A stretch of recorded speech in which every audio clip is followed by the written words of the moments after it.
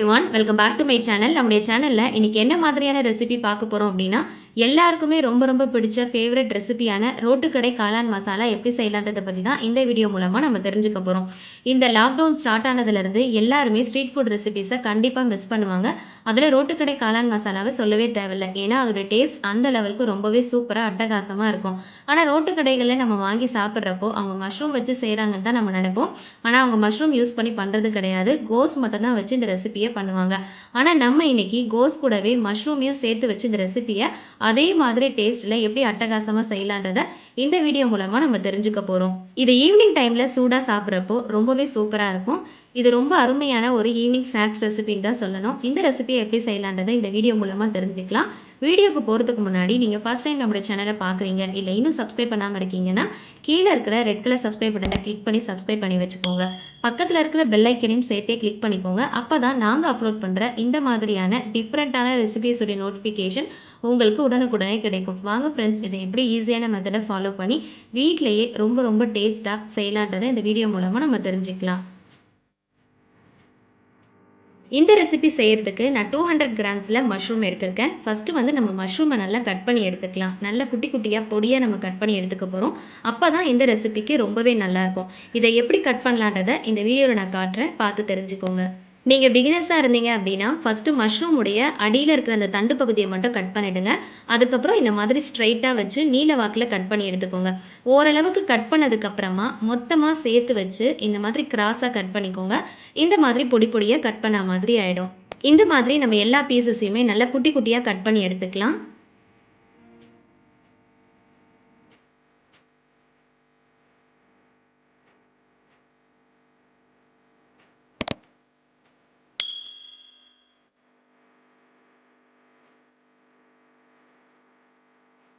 இப்போ எல்லா மஷ்ரூமையும் கட் பண்ணி எடுத்தாச்சு. இதை ஒரு பவுலுக்கு மாற்றிடலாம்.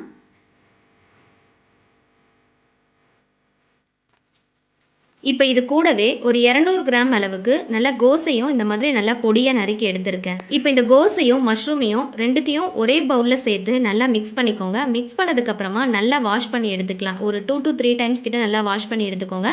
ஏன்னா இதில் வந்து ஒரு மாதிரியான ஸ்மெல் வரும், அதுக்காக தான். நல்லா வாஷ் பண்ணிவிட்டு இந்த மாதிரி நல்லா ட்ரைன் பண்ணி எடுத்துக்கோங்க. சுத்தமாக நல்லா தண்ணியை பிழிஞ்சு எடுத்துக்கோங்க. அதை வந்து இந்த மாதிரி ஒரு அகலமான பாத்திரத்தில் நம்ம சேர்த்துக்கலாம். இது கூடவே 1 கப் அளவுக்கு நான் மைதா மாவு சேர்த்துக்கிறேன். கண்டிப்பாக இதுக்கு வந்து மைதா தான் சேர்க்கணும். கோதுமை மாவு சேர்த்திங்க அப்படின்னா அதோடைய டேஸ்ட் வரவே வராது. நமக்கு ரோட்டு கடையில் கிடைக்கிற அதே டேஸ்ட் கிடைக்கணும்னா நீங்கள் மைதா மாவு தான் ஆட் பண்ணணும். இது கூடவே 1/4 கப் அளவுக்கு கார்ன்ஃப்ளவர், அதாவது சோள மாவு ஆட் பண்ணிக்கிறேன். 1/4 ஸ்பூன் மஞ்சள் தூள், 1 ஸ்பூன் அளவுக்கு மிளகாய் தூள், 1/2 ஸ்பூன் கரம் மசாலா, அப்படி இல்லைன்னா கறி மசாலா சேர்த்துக்கலாம். தேவையான அளவுக்கு உப்பு சேர்த்துக்கோங்க. இது கூடவே 1/4 ஸ்பூன் அளவுக்கு தனியாத்தூள் சேர்த்துக்கலாம். சேர்த்துட்டு எல்லாத்தையும் நல்லா ஒன்றா மிக்ஸ் பண்ணிவிட்டு நல்லா அழுத்தி பிசையணும். கொஞ்சம் கூட நீங்கள் தண்ணி சேர்க்கக்கூடாது. ஏன்னா இந்த மஷ்ரூம்லேயும் சரி கோஸ்லேயும் சரி நல்லா பிசைய பிசைய தண்ணி விடும். அந்த தண்ணியே நமக்கு போதுமானதாக இருக்கும். நல்லா நீங்கள் அழுத்தி அழுத்தி நல்லா பிசைங்க. இந்த மாதிரி பிசைய பிசைய அதுலேருந்தே தண்ணி வரும். அதுலேயே நம்ம நல்லா மிக்ஸ் பண்ணி பிசைஞ்சு எடுத்துக்கலாம். கொஞ்சம் கூட நீங்கள் தண்ணி சேர்க்கக்கூடாது. இப்போ இதை பார்த்தீங்கன்னா நான் கொஞ்சம் கூட தண்ணி சேர்க்காம நல்லா பிசைஞ்சு எடுத்துட்டேன். இப்போ இதை நம்ம ஆயிலில் டீப் ஃப்ரை பண்ண போகிறோம். அதுக்கு ஒரு கடாயில் நல்லா ஆயிலை ஹீட் பண்ணிக்கோங்க. கொஞ்சமாக ஆயில் சேர்த்து ஹீட் பண்ணிக்கோங்க. சிம் டு மீடியம் ஃப்ளேமில் வச்சு தான் நம்ம டீப் ஃப்ரை பண்ண போகிறோம். இந்த மாதிரி கொஞ்சமாக கையில் எடுத்து தட்டி தட்டி போட்டுக்கோங்க. கொஞ்சமாக எடுத்து குட்டி குட்டி பீசஸாக நீங்கள் தட்டி தட்டி போட்டுட்டீங்க அப்படின்னா நம்ம கிரேவி பண்ணுறதுக்கு ரொம்ப வசதியாக இருக்கும். ரொம்ப பெரிய பீசஸாக போட்டிங்க அப்படின்னா அப்போ வந்து நம்ம அதை உடச்சி விடுற மாதிரி இருக்கும். அதனால் நம்ம இந்த மாதிரி கொஞ்சம் குட்டி குட்டி பீசஸாக நல்லா தட்டி போட்டுக்க போகிறோம். இதையே நம்ம வந்து பார்த்திங்கன்னா 2ஆக கட் பண்ணி தான் போட போகிறோம். ஸோ அதனால் இந்த மாதிரி தட்டி போட்டுக்கோங்க. இது எல்லாமே லைட் கோல்டன் கலர் வர்ற அளவுக்கு நம்ம ஃப்ரை பண்ணி எடுத்துக்கலாம்.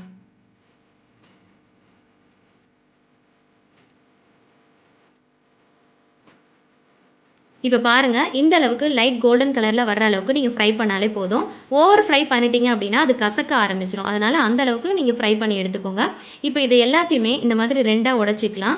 ஏன்னா நம்ம வந்து கிரேவி பண்ணுறப்போ வசதியாக இருக்கும். அதனால தான் இது எல்லாத்தையுமே அப்படியே நல்லா உடச்சி போட்டுக்கலாம். இதை நம்ம ஃப்ரை பண்ணி எடுத்ததுனால நல்ல கிறிஸ்பியாக இருக்கும். இதை அப்படியே கூட நீங்கள் ஈவினிங் ஸ்நாக்ஸ் ரெசிபியாக டொமேட்டோ கெச்சப் கூட வச்சு சர்வ் பண்ணி சாப்பிட்லாம். ரொம்பவே சூப்பராக இருக்கும். இப்போ இது எல்லாத்தையுமே 2ஆக உடச்சி நான் ஒரு பிளேட்டில் வச்சுட்டேன். இப்போ நம்ம கிரேவியை ரெடி பண்ண ஆரம்பிச்சிடலாம். இதுக்கு வந்து ஒரு பேன் எடுத்துக்கோங்க. அதில் 2லேருந்து 3 டேபிள் ஸ்பூன் அளவுக்கு நான் நல்லெண்ணெய் சேர்க்குறேன். நல்லெண்ணெயில் செஞ்சோம் அப்படின்னா இன்னும் ரொம்ப அதிகமான டேஸ்ட்டில் இருக்கும்.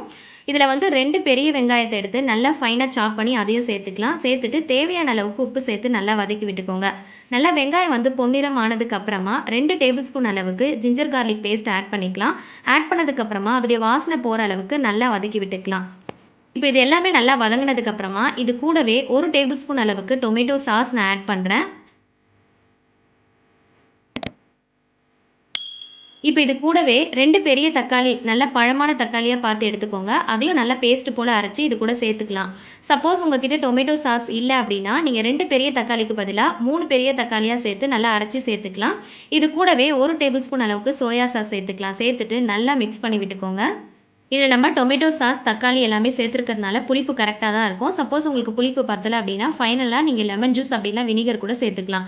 இது கூடவே 1 டேபிள் ஸ்பூன் அளவுக்கு மிளகாய் தூள், 1/2 ஸ்பூன் அளவுக்கு கரம் மசாலா, 1/2 ஸ்பூன் அளவுக்கு தனியாத்தூள் சேர்த்துக்கிறேன். சப்போஸ் உங்களுக்கு கரம் மசாலா இல்லை அப்படின்னா நீங்கள் கறி மசாலா கூட சேர்த்துக்கலாம். சேர்த்துட்டு நல்லா மிக்ஸ் பண்ணி வதக்கி விட்டுக்கோங்க. சப்போஸ் நீங்கள் லெமன் ஜூஸோ இல்லை வினிகரோ ஆட் பண்ணுற மாதிரி அப்படின்னா 1/4 ஸ்பூன் அளவுக்கு ஆட் பண்ணிக்கோங்க. ரொம்ப ஆட் பண்ணாதீங்க, புளிப்பு அதிகமாயிரும். இது கூடவே ஒரு கொத்து நல்லா ஃப்ரெஷ்ஷான கருவேப்பிலையாக பார்த்து சேர்த்து அதையும் நல்லா மிக்ஸ் பண்ணி விட்டுக்கோங்க. இப்போது இது எல்லாத்தையும் நல்லா மிக்ஸ் பண்ணதுக்கப்புறமா 2 உடச்சி வச்ச இந்த மஷ்ரூமையும் இது கூட நம்ம சேர்த்துக்கலாம். சேர்த்துட்டு இதையும் நல்லா மிக்ஸ் பண்ணி விட்டுக்கோங்க. இதோடைய மசாலா எல்லாமே இந்த மஷ்ரூமோட நல்லா மிக்ஸ் ஆகணும். அந்த அளவுக்கு நல்லா ஃபுல்லாக ஒன்று சேர நல்லா கலந்து விட்டுக்கோங்க. இப்போ ஒரு பவுலில் 2 டீஸ்பூன் அளவுக்கு கார்ன்ஃப்ளவர் மாவு சேர்த்துக்கலாம். சேர்த்ததுக்கப்புறமா இதில் ஒரு 1/2 கப் அளவுக்கு தண்ணி சேர்த்து நல்லா மிக்ஸ் பண்ணி விட்டுக்கோங்க. மிக்ஸ் பண்ணிவிட்டு இந்த காளானோட நம்ம இதை சேர்த்துக்க போகிறோம்.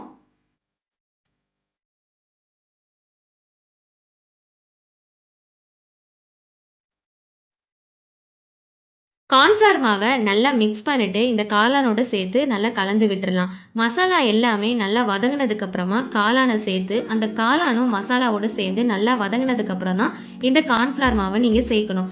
முதலே கார்ன்ஃப்ளவர் மாவை சேர்த்துட்டிங்க அப்படின்னா இது கெட்டிமாயிரும். ஸோ குக் பண்ண முடியாமல் போயிடும். அதனால் கார்ன்ஃப்ளவர் மாவை நீங்கள் ஃபஸ்ட்டே சேர்த்துடக்கூடாது. எல்லா மசாலாவும் காளானோடு சேர்ந்து வதங்கினதுக்கப்புறம் தான் நீங்கள் சேர்க்கணும். இப்போ சேர்த்துட்டு நல்லா கலந்து விட்டதுக்கப்புறமா நல்லா இந்த மாதிரி கொத்தி விட்டுருங்க. கொத்தி விட்டுட்டு ஒரு மூடி போட்டு ஒரு 3 மினிட்ஸ்க்கு நம்ம குக் பண்ணிக்கலாம். இது எல்லாமே நல்லா வந்து குக் ஆயிரும்.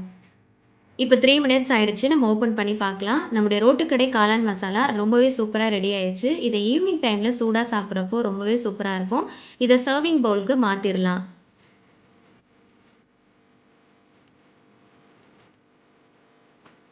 அவ்வளோதாங்க. நம்முடைய ரோட்டுக்கடை காளான் மசாலா ரொம்பவே சூப்பராக ரெடி ஆயிடுச்சு. இதை செய்யறது ரொம்பவே ஈஸி. நம்ம ரோட்டு கடைகளில் கிடைக்கிற அதே டேஸ்ட்டில் எப்படி வீட்டிலேயே செய்யலான்றது தான் இந்த வீடியோவில் நான் உங்களுக்கு சொல்லி காட்டியிருக்கேன். நான் சொன்ன மாதிரியான மெத்தடில் ஸ்டெப் பை ஸ்டெப்பாக ஃபாலோ பண்ணி அதே மாதிரி இன்க்ரீடியன்ஸை அதே அளவில் நீங்கள் சேர்த்து செஞ்சு பாருங்கள். ரொம்பவே சூப்பராக இருக்கும். இது ஒரு அருமையான ஈவினிங் ஸ்நாக்ஸ் ரெசிபின்னு தான் சொல்லணும். ஸோ இனிமேல் ரோட்டுக்கடை காளான் மசாலாவை நம்ம வீட்டிலேயே செஞ்சு சாப்பிட்டுடலாம். ரோட்டு கடைகளில் பார்த்தீங்கன்னா இந்த ரெசிபியை கோஸ் மட்டும்தான் வச்சு பண்ணுவாங்க. ஆனால் நம்ம இன்னைக்கு கோஸ் கூடவே மஷ்ரூமையும் சேர்த்து வச்சு பண்ணியிருக்கிறதுனால ரோட்டு கடைகளில் கிடைக்கிறத விட கொஞ்சம் அதிகமான கூடுதல் சுவையோட இந்த ரெசிபி கண்டிப்பாக இருக்கும்.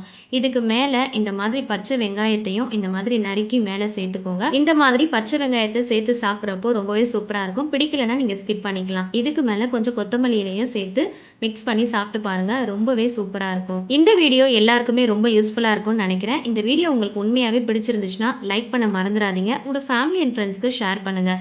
நீங்களும் கண்டிப்பாக ட்ரை பண்ணி பார்த்துட்டு உங்களுடைய ஃபீட்பேக்கை என்கிட்ட ஷேர் பண்ண மறந்துடாதீங்க. இந்த மாதிரி இன்னும் புது புது ரெசிபிஸ் உங்களுக்காக காத்துட்ருக்கு. ஸோ அப்கமிங் வீடியோஸ் எல்லாத்தையும் மிஸ் பண்ணாமல் பாருங்கள். தொடர்ந்து நம்மளுடைய சேனலுக்கு சப்போர்ட் பண்ணுங்கள்.